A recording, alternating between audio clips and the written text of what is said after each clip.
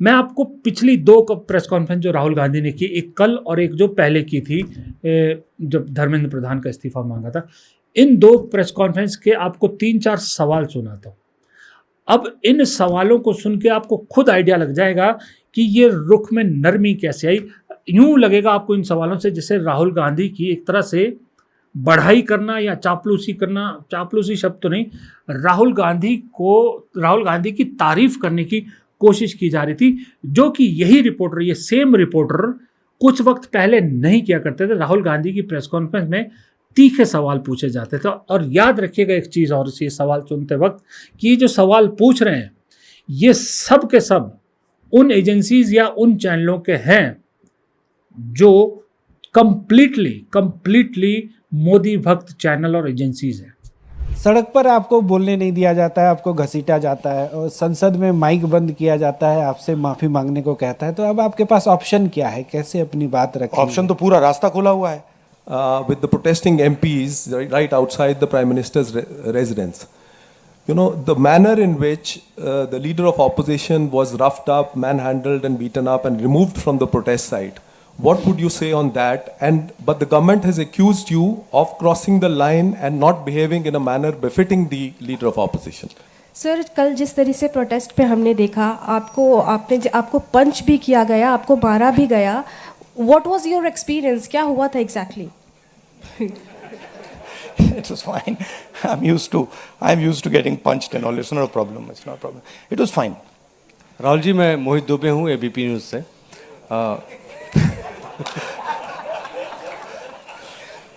राहुल जी, अभी आपने कहा कि मुझे अपनी सुरक्षा की चिंता है नहीं, लेकिन आपकी सुरक्षा की चिंता मुझे लगता है कि क्योंकि नेता विपक्ष हैं, तमाम लोगों को है।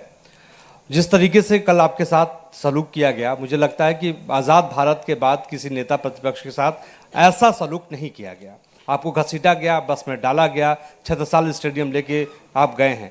आगे की आपकी रणनीति क्या रहने वाली है? क्योंकि जिस तरीके से छात्रों के हक को लेकर आप लड़ रहे हैं, छात्रों की गूंज के तहत भी, पार्लियामेंट के अंदर भी, पार्लियामेंट के बाहर भी, आगे की अब रणनीति क्या रहने वाली है?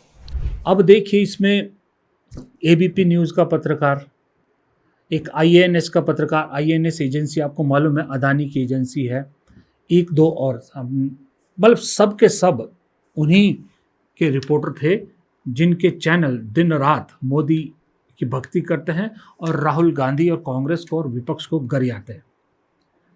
लेकिन ये रुख आपको सवालों में, क्योंकि पत्रकार बोलेगा तो नहीं खुल के, भाई नौकरी उसको भी करनी है, घर बीवी बच्चे पालने हैं, घर चलाना है, EMI देनी है, लेकिन सवालों में आए बदलाव से आप सूंघ सकते हैं, अंदाज़ा लगा सकते हैं कि कुछ तो बदल रहा है, राहुल गांधी की तरफ कुछ तो बदल रहा है।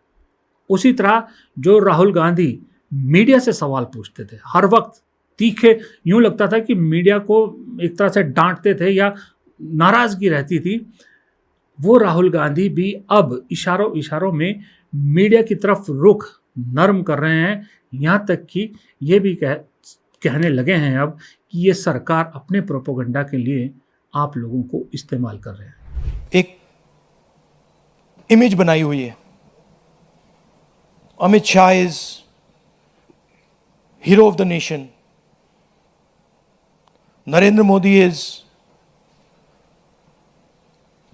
Like God. गुब्बारा बना रखा है, हजारों करोड़ रुपए लगे हैं उसमें, सस्टेन करने के लिए उसमें हवा भरनी पड़ती है रोज। आप लोगों का भी प्रयोग होता है, मीडिया का भी प्रयोग होता है, security forces, RAF, Delhi police, कि भैया गुब्बारा ना फट जाए। बच्चों को मारा क्यों जा रहा है? बच्चों को धमकाया क्यों जा रहा है? इमेज को प्रोटेक्ट करने के लिए कि भैया ये फिर से ना आ जाए। बट इनको बात समझ नहीं आ रही है, गुब्बारा फट गया है, फटाक से खत्म हो गया है, वो है ही नहीं। रात के 12 बजे प्राइम मिनिस्टर आते हैं, thinking that just because he puts the phone in front of his face like this, he suddenly he's able to communicate to Gen Z. No, the problem is your image. The problem is what you have done to these students. The problem is how you've destroyed their future. The problem is what you've done to the economy. That's the problem. And that image is gone. ये नरमी दोनों तरफ से है। अब आपसे बहुत से लोग, मुझे मालूम है, कमेंट बॉक्स में कहेंगे या सोच रहे होंगे अभी कि राहुल गांधी को याद रखना चाहिए कि इन्होंने क्या किया था। राहुल गांधी को मुंह नहीं लगाना चाहिए।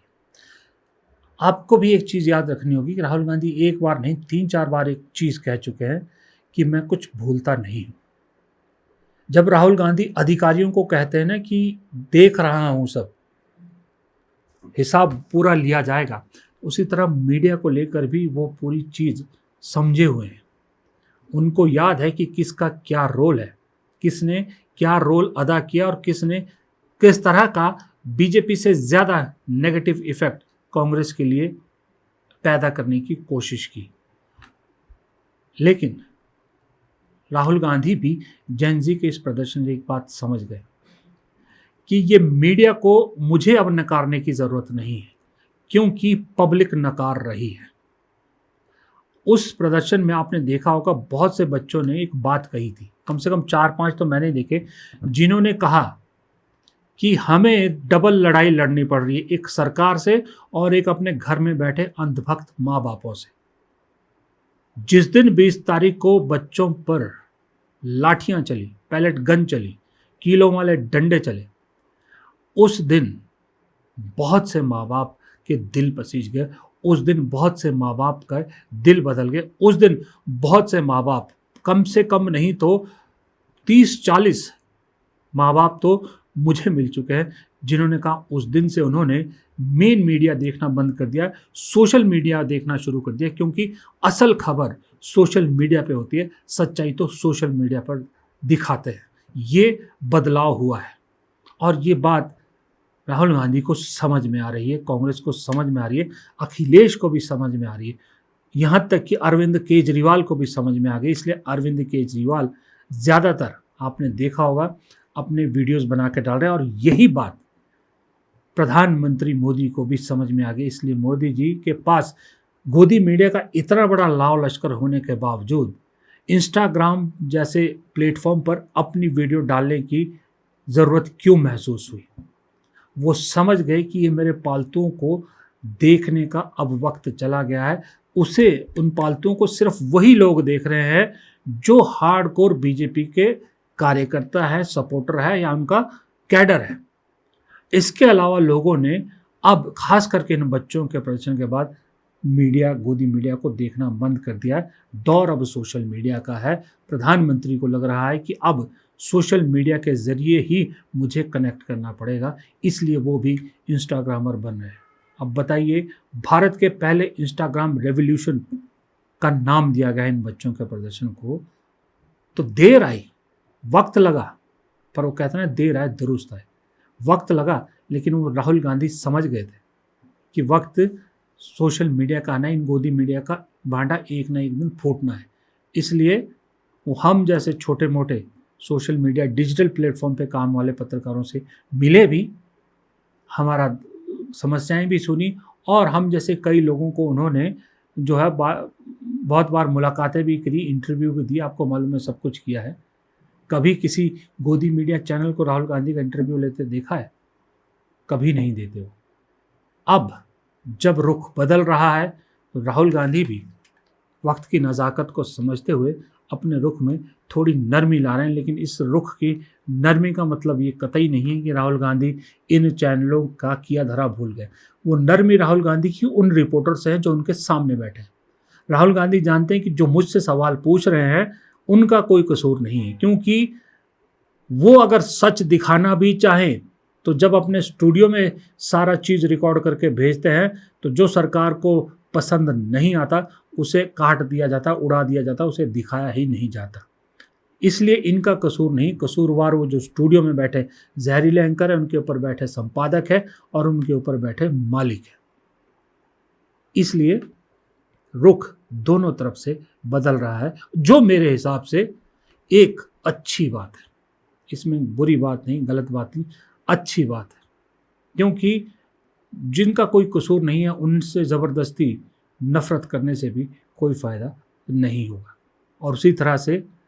राहुल गांधी नरमी दिखाएंगे तो ये लोग भी नरमी दिखा रहे हैं। ये लोग भी एक तरह से कम देखिए, मैंने आपको इनके सवाल दिखाए, इनके चैनल ये सवाल नहीं दिखाएंगे, मैंने दिखाए। कम से कम इसी बहाने एक सच तो आ रहा है लोगों के सामने, इसी बहाने इनको एक प्लेटफॉर्म तो मिल रहा है। यही डिजिटल मीडिया का फ़ायदा है।